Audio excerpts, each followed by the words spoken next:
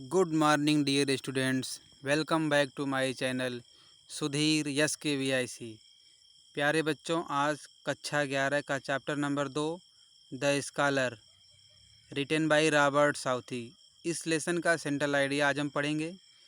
तो इस लेसन में बच्चों, इस पोइट्री के अंतर्गत जो हमारा द स्कॉलर नामक चैप्टर है, इसमें कवि यह बताने का प्रयास कर रहा है कि अपने आप को स्वयं स्वयं वह एक विद्वान मान लेता है और वह इस बात को बताने का प्रयास कर रहा है, इस बात का वर्णन कर रहा है कवि कि एक विद्वान की क्या रुचि होती है, किन चीज़ों में वह रुचि नहीं लेता, क्या उसके ड्रीम होते हैं।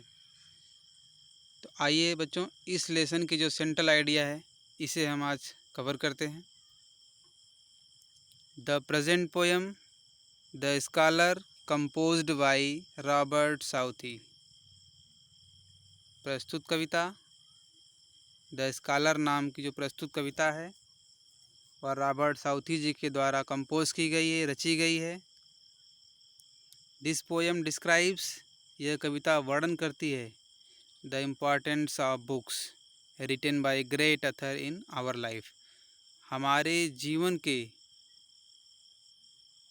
जीवन में दिस पोएम डिस्क्राइब्स, यह कविता वर्णन करती है द इम्पॉर्टेंस ऑफ बुक्स, किताबों के महत्व को, written by great author in our life, हमारे जीवन में जो महान लेखकों के द्वारा लिखी गई है कविताएं हैं उसको डिस्क्राइब करती है यह पोएम।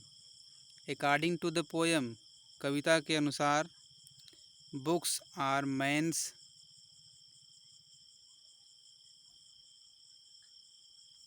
बेस्ट फ्रेंड, जो किताबें होती हैं वो मनुष्य की अच्छी मित्र होती हैं, वो सहायक होती हैं, ये हमारी अच्छी मित्र होती हैं। विच इंस्ट्रक्ट, जो हमें दिशा निर्देश करती हैं, गाइडलाइन करती हैं, हमारा मार्गदर्शन करती हैं। हिम इन डिफ़िकल्टीज़, कठिनाइयों में, कठिनाई के वक्त यह हमारी सहायता करती हैं। The scholar passes his time among the books written by famous writer. The scholar passes his time, विद्वान लोग अपने समय को व्यतीत करते हैं। The books written by famous writer, उस महान लेखकों के द्वारा लिखी गई किताबों के बीच, उन किताबों को पढ़ करके, किन लेखकों के द्वारा लिखी गई किताबें, ओल्डन टाइम्स, जो प्राचीन समय के लेखक हैं, उन लेखकों के द्वारा लिखी गई, कंपोज की गई बुक को पढ़ करके जो विद्वान लोग हैं अपने टाइम को पास करते हैं, समय को व्यतीत करते हैं। He gets joy in happiness, वह सुख में प्रसन्नता प्राप्त करते हैं।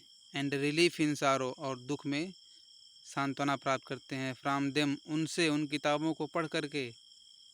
ही loves their virtue and hate their evils, वह उनके गुणों से प्रेम करते हैं और उनके बुराइयों से, उनके अवगुणों से घृणा करते हैं। आफ्टर हिज डेथ, उनकी मृत्यु के बाद, he will join their company, जब विद्वान लोगों की मृत्यु हो जाती है तो वह भी उन्हीं अपने साथियों के साथ, उन्हीं प्राचीन पुराने लेखकों के साथ ज्वाइन हो जाते हैं, सम्मिलित हो जाते हैं, उनके साथ मिल जाते हैं। ही होप्स दैट, वह आशा करते हैं, his name will not be forgotten, कि उनका नाम न भूला जाए, उनका नाम भी उन्हीं प्राचीन लेखकों की तरह स्मरण किया जाए, याद किया जाए। With the passage of time, समय के व्यतीत होने के साथ साथ, समय के बीतने के साथ साथ, जैसे जैसे समय व्यतीत होता है उनके नाम को भी लिया जाए, याद किया जाए। आइए फिर से एक बार रिवीजन कर लेते हैं। The present poem the scholar composed bye Robert Southee, प्रस्तुत कविता द स्कॉलर नामक प्रस्तुत कविता कंपोज की गई है रॉबर्ट साउथी जी के द्वारा। दिस पोएम डिस्क्राइब्स, यह कविता वर्णन करती है द इम्पॉर्टेंस ऑफ बुक, किताबों के महत्व के बारे में। Written by great author in our life.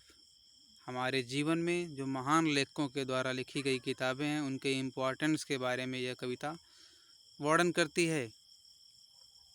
According to the poem, इस कविता के अनुसार, books are man's best friend. किताबें मनुष्य की अच्छी दोस्त होती हैं। Which instruct him in difficulty, जो उन्हें कठिनाई में उनको गाइड करती हैं, मार्गदर्शन करती हैं उनका। The scholar passes his time, विद्वान लोगों की बात किया है कवि ने यहाँ पर कि विद्वान लोग अपने समय को व्यतीत करते हैं among the books written by famous writer of the olden time. प्राचीन समय के लेखकों के द्वारा लिखी गई किताबों को पढ़ करके वे अपने समय को व्यतीत करते हैं। He gets joy in happiness, वह सुख में प्रसन्नता को प्राप्त करते हैं। एंड रिलीफ इन सारो, और दुख में सांत्वना पाते हैं। फ्रॉम देम, उनसे, उन्हीं किताबों से। ही लव्स दियर वर्चूज, वह उनके गुणों से प्रेम करते हैं। एंड हेट्स दियर एविल्स, और उनके अवगुणों से घृणा करते हैं, नफरत करते हैं। आफ्टर हिज डेथ, उनकी मृत्यु के बाद। He will join their company, वह भी उन्हीं पुराने लेखकों के साथ ज्वाइन हो जाते हैं, मिल जाते हैं।